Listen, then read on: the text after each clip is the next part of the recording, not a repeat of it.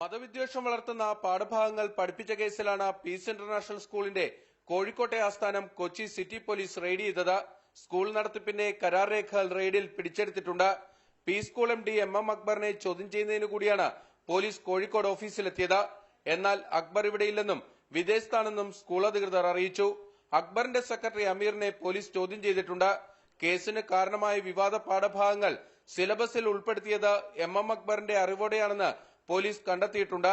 Syllabus തയ്യാറാക്കുന്നതിന് ഓരോ സ്കൂളിന്റെയും ട്രസ്റ്റിമാർ അക്ബറുമായി കരാറുണ്ടാക്കിയിരുന്നു. ഈ രേഖകളും റെയ്ഡിൽ കണ്ടെടുത്തിട്ടുണ്ട്. പുസ്തകം അച്ചടിച്ച മുംബൈയിലെ ബുർജ് റെയിൽവേ സ്റ്റേഷന്റെ MD അടക്കമുള്ള 3 പേരെ നേരത്തെ പോലീസ് അറസ്റ്റ് ചെയ്തിരുന്നു. അക്ബറിന്റെ ആവശ്യപ്രകാരമാണ് പുസ്തകം വിതരണം ചെയ്തതെന്ന് ഇവർ മൊഴി നൽകിയിട്ടുണ്ട്. കേസിൽ പ്രതിയാകുമെന്ന് ഉറപ്പായതോടെയാണ് അക്ബർ വിദേശത്തേക്ക് കടന്നതെന്ന് പോലീസ് അറിയിച്ചു. വിദേശത്ത് തുടർന്നാൽ അക്ബറിനെ നാട്ടിലെത്തിക്കുന്നതിനുള്ള നിയമ നടപടികൾ സ്വീകരിക്കാനാണ് പോലീസിന്റെ തീരുമാനം. ബിനിൽ, മാതൃഭൂമി ന്യൂസ്, കൊച്ചി.